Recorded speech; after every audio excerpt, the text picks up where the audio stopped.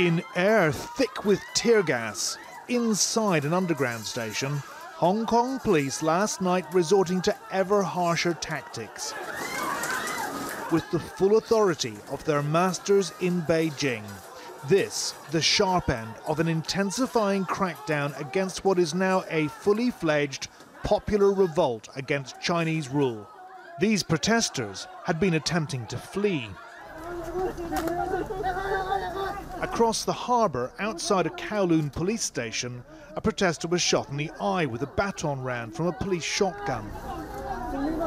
Despite wearing protective goggles, her eyeball was ruptured, and there are fears she could lose her eye. Earlier, in the same location, police fired tear gas from inside the station. A pitched battle ensued as protesters laid siege. Then this. Policeman inside suffered burns to his legs. Today, an infuriated Beijing lashed out, branding this terrorism. The State Council, China's cabinet, ratcheting up the ruthlessness of the rhetoric, leaving no room now to back down. These were sinister and serious crimes, it said. Protesters reckless. Things had reached what the spokesman called a critical juncture. Such violent crimes must be resolutely cracked down on in accordance with the law. No leniency, no mercy. We strongly support the Hong Kong police as they enforce the law strictly to bring the criminals to justice as soon as possible. There's been mounting alarm in Hong Kong over whether China might order the military onto the streets. But today, Communist Party papers released footage, complete with sinister soundtrack, showing convoys of People's Armed Police heading to Shenzhen, on Hong Kong's northern border. These paramilitaries, under the command of the Central Military Council, headed by President Xi Jinping himself, have been used to put down protest, often brutally, in other restive regions, including Xinjiang and Tibet. The PAP boasts artillery and helicopter units, and its own special forces. Hong Kong Police Special Forces, undercover operators dubbed the Flying Tigers, were out in force last night and caught on camera posing as black shirt protesters, complete with yellow hard hats.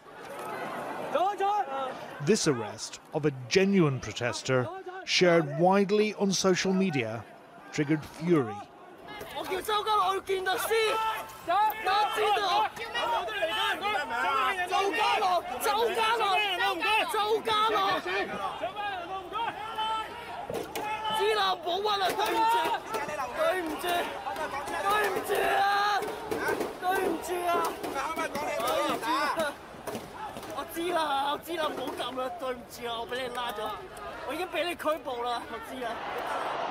Growing outrage over police brutality led to thousands of demonstrators converging today on Hong Kong International Airport, one of the busiest in the world, forcing the total cancellation of all flights in and out.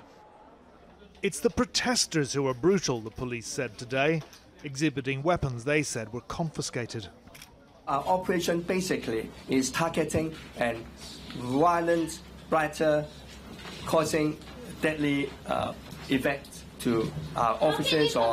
A journalist interrupts, asking how he can convince the public the violent rioters aren't actually cops undercover. Actually, I can confirm here, all our decoy operatives being deployed, they will not, first of all, initiate any disturbance. They will not do any illegal act. Most Hong Kongers won't buy that now. The trust is broken. There are 28 years still to go before China can take full control of Hong Kong, but Beijing looks impatient to bring the territory under its authoritarian aegis. Among Hong Kongers, banks and businesses, a quiet but rising panic. But would China really come in guns blazing? It would be shooting itself in the foot. Well, earlier I spoke to Bonnie Leung, one of the organisers of the recent Hong Kong protests, and I began by asking her how protesters plan to respond to the police moving up a gear. Well, actually, if you have seen what had happened in Hong Kong last night, you would agree with me that the police had gone mad and they had violated all of their rules and harmed protesters in a way that is not acceptable in a civilized city. But at this point, if the police have yes, gone please. too far, isn't there also a danger that the protesters have gone too far, that people's lives have been turned upside down and the airport now, you know, all flights cancelled? Isn't there a risk that people will start to lose sympathy with the protesters now? Well, I don't think so, because the protesters, all they want to do is not to hurt people. But however, the policemen just went too far and used excessive force, violence, lethal weapons against these protesters. And in Hong Kong, I do not believe that these protesters, our campaign, are losing support. Instead, a lot of people, we are still persisting. We are still planning for more actions in order to make our 5 demands be heard, to be responded by the Hong Kong government. To what end, though? Because do you have an end goal in sight? It was originally the full withdrawal of the extradition bill, but if that were to happen now, would that be enough? Or is it now a revolution with all that that entails? There will be no revolution, because even though our most ambitious goal is that we want universal suffrage, which is promised in the Basic Law, and the Basic Law is also mentioned in the Joint Declaration with the UK. So there can be no revolution because everything is actually promised. However, if you want to ask what would make these protests to calm down a bit, there are two goals that we really want to achieve. First is that the withdrawal of the bill.